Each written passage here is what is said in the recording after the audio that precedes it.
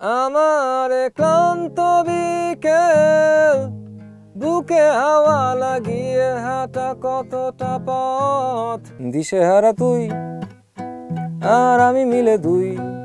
আমার মনে শ্রাবণ আসে, ভাদ্র মাসে শরৎ আসে না, শুধু তোমার কণ্ঠ স্বর শুনবো বলে।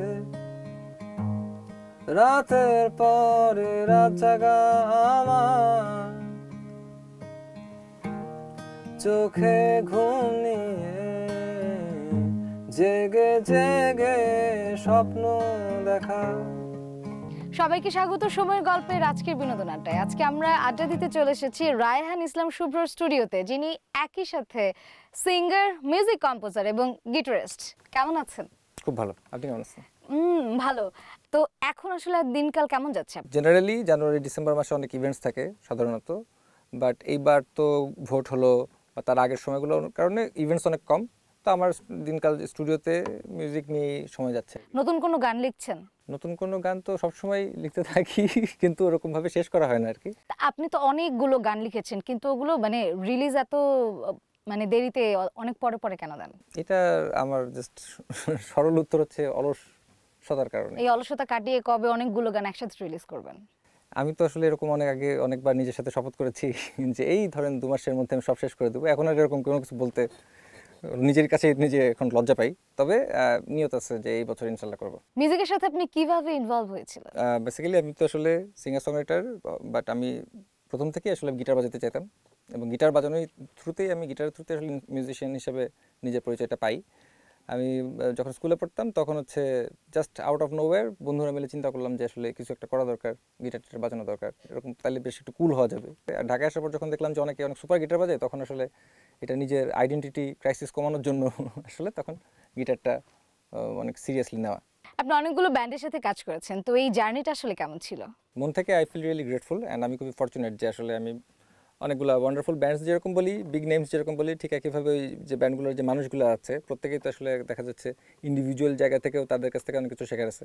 So I was very fortunate to be able to play with শিরোনামহীনের মতো বড় একটা ব্যান্ড, চিরকুটের মতো বড় একটা ব্যান্ডের সাথে এখনও বাজাচ্ছি। অ্যান্ড এছাড়া আমি হাবিব ভাইয়ের সাথেও বাজিয়েছি, উনি তো একটা বাংলাদেশের একটা বিগ নেম। অদিত ভাইয়ের সাথে বাজিয়েছি। শিরোনামহীনে আপনি যখন জয়েন করলেন, মানে কারো থ্রুতে নাকি অডিশন দিয়ে? আমার হচ্ছে অডিশনের ব্যাপারটা সম্পর্কে আমি নিজে আসলে এভাবে অ্যাকনোলেজ করি না। শিরোনামহীনের ম্যানেজার ছিল দানিয়াল, তো ও আমার সাথে অ্যাপ্রোচ করে, কথাবার্তা বলে, তারপর আমরা একসাথে কোক খাই একদিন। তারপর এভাবে করেই। অ্যান্ড যখন আমাদের শুরু করতেছিলাম তখন শিরোনামহীনে আমার আগে যে গিটারিস্ট ছিল, হি হেল্প মি আ লট। উনি আমাকে নিজে একদম ফিজিক্যালি অনেক বসে বসে অনেক কিছু দেখা দিছে। আরো গল্প শুনবো, তার আগে এখন একটা গানে যাই। কি গান শুনবো? প্রথমে আমরা গান করব হচ্ছে, এই গানটা নাম হচ্ছে আমি তোমার মতো নই। আমি আমি তোমার মতো নই,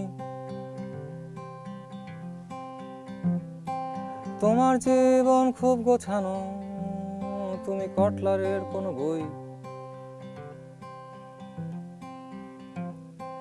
আমার মনে শ্রাবণ আসে, ভাদ্র মাসে শরৎ আসে না,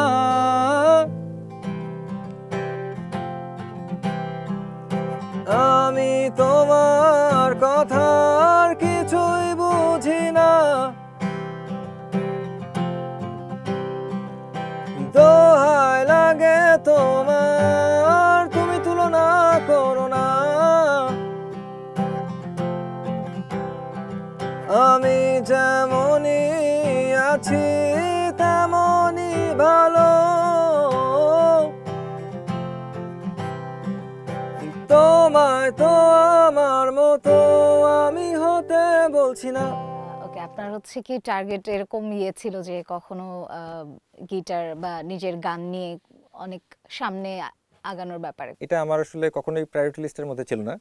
আমি হচ্ছে ইনফ্যাক্ট এখন আসলে মানে আমার যতদূর আমি নিজেকে জানতাম, আমি তুলনামূলকভাবে স্টেজ ফ্রাইড বা এই জাতীয় জিনিস আমার কিঞ্চিত ছিল আর কি, যে এরকম একটা ব্যাপার ছিল। বাট আমি বেসিক্যালি গিটার বাজাতাম, আমার নিজের গান গাইতে হবে এরকম কোনো ফিলোসফিতে না, উল্টা আমার তুলনামূলক সাই লাগতো যে আমি এখন গান গাবো, ওতে বন্ধু তুমি গান গাও আমি বাজাই, এরকম একটা জায়গাতেই ছিলাম। অ্যান্ড আমি যখন ব্যান্ডে ছিলাম তখনও আসলে ওইটাই, that was my main role, guitar বাজানোটা। অ্যান্ড পরে তবে আমি মিনওয়াইল আমি গান শুরু করতাম, ধরেন কিছু কথা মাথায় গুনগুন করতেছি, আমি সুর করে ফেললাম বা কিছু একটা, এবং এটা যে খুব ভালো সুর হচ্ছে তাও না, বাট সুর করলাম আর কি। আমি একটা ফ্রেন্ডের সাথে শেয়ার করলাম, একটা গান বানাইছি। ক্লায়েন্টের কাছে যখন আমরা কাজ করি, সাপোজ একটা জিঙ্গেলের জন্য বা একটা অ্যাডের জন্য একটা গান বানাতে হবে, সো আমাদের ক্লায়েন্টের একটা চাওয়া আছে যে এই গানটা ইনার জন্য বানাতে হবে। সো আমাদের দেখা যাচ্ছে ওনার কথা মাথায় রেখে সুর করতে হয়।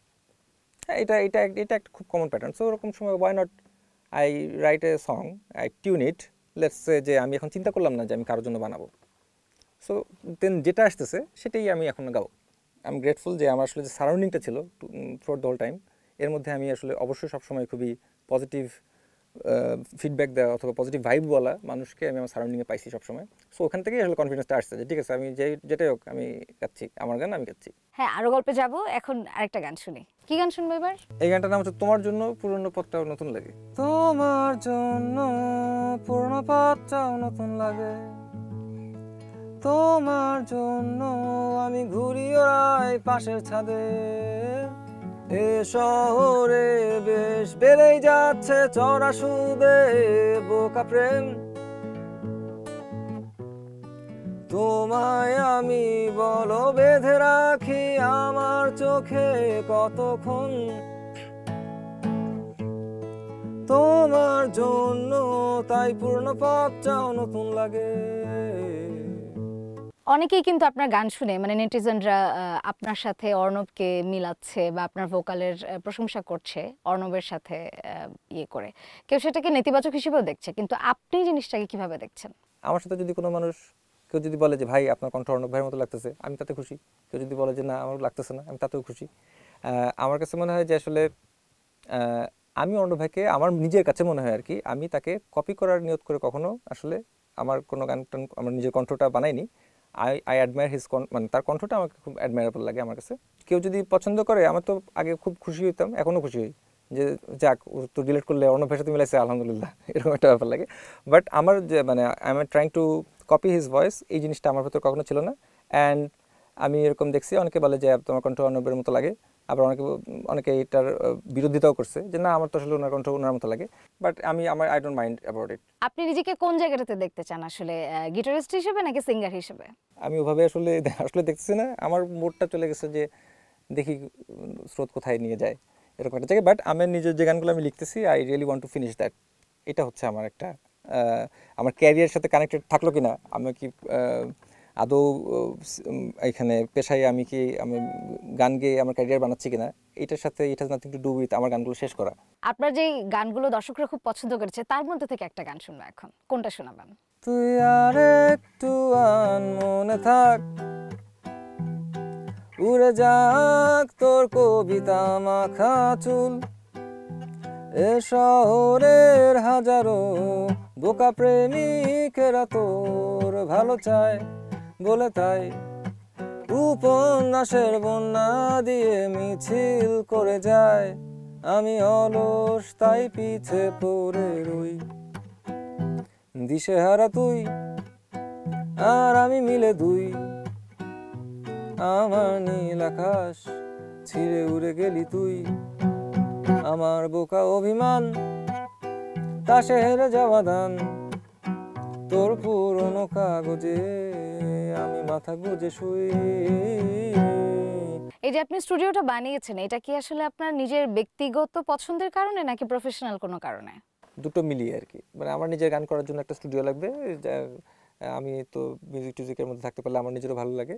আমি হচ্ছে এখন কাজ নেই, বিভিন্ন টিভি সিরিজ নাটক এগুলোর ব্যাকগ্রাউন্ড মিউজিক করতে। আমি মাঝখানে চরকিতে একটা সিরিজ আছে যদি আমি বেঁচে ফিরি, চরকিতে একটা সিরিজ আছে রেজা ভাইয়ের ইন্টার্নশিপ, হইচই একটা সিরিজ আছে মোশাররফ করিম ছিল এটাতে, রায়হান ভাইয়ের দৌড়, এই যে সিরিজগুলো এগুলোর ব্যাকগ্রাউন্ড মিউজিক আমার করা। Wow, nice. আমার এগুলো তো খুব ভালো লাগে আসলে। অনেকেই হয়তো বা এটা জানেন না, আজকে আপনার সাথে কথা বলে এটা অনেকেই জানে না, দর্শকরা হ্যাঁ, নিশ্চয়ই জেনে গেছে।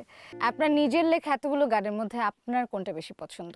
আমার কাছে রাইট নাও মনে হচ্ছে আমার হচ্ছে এরকম পছন্দের একটা গানের নাম হচ্ছে দূর থেকে আমায় ডেকো না। এই গানটা আমার মনে হয় দর্শক শুনেছে এখন এই গানটা? এই গানটা মানে আমার তো কোনো গান আসলে রিলিজ না, এই ধরেন কোনো এক আড্ডায় করি আর কি, এরকম ভাবে এই গানটা শুনছে কিনা আই এম নট শিওর। ওকে, চলেন আজকে শুনে ফেলুক দর্শক। দূর থেকে আমায় ডেকো না, যদি আকাশ মাঝে মেঘের ভাজে আমায় তুমি উকি দিয়ে না দেখো, আমায় ডেকো না। এক পশলা বৃষ্টি ভেজা চুল আমার তুমি মুছো না। যদি বুকের মাঝে ছোট্ট মনের অভিমানটুকু বুঝতে না পারো, আমায় ছুঁয়ো না। তবে কি এটা প্রেম ছিল নাকি একা থাকার ভয়? কেন এ প্রেম জোনাকির আলোর মতো মুহূর্তে নিভে যেতে হয়? আপনার গানগুলো অ্যালবাম হয়ে আসবে কবে? আশা রাখি এবছর হবে।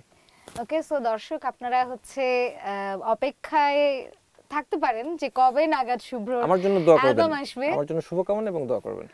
শুভ্রর জন্য শুভকামনা। এখন কথা হচ্ছে আমরা তো অনেকক্ষণ ধরে আড্ডা দিচ্ছি, অনেক গল্প করতেছি, আমাদের আসলে প্রোগ্রামটা শেষ করতে হবে, বিদায় নিতে হবে এবং একটা গান শুনে আমরা হচ্ছে এটাকে শেষ করব। আমার ক্লান্ত বিকেল, বুকে হাওয়া লাগিয়ে হাঁটা কতটা পথ হেঁটেছি গন্তব্যহীন চেনায় শহরের গলি। তোদের মাঝে যখন থাকি আমি পৃথিবী তখন আপন লাগে। তোরা ভুলে যাস না কখনো আমাদের বন্ধুত্ব রঙিন কোন ঘুড়ির মতো।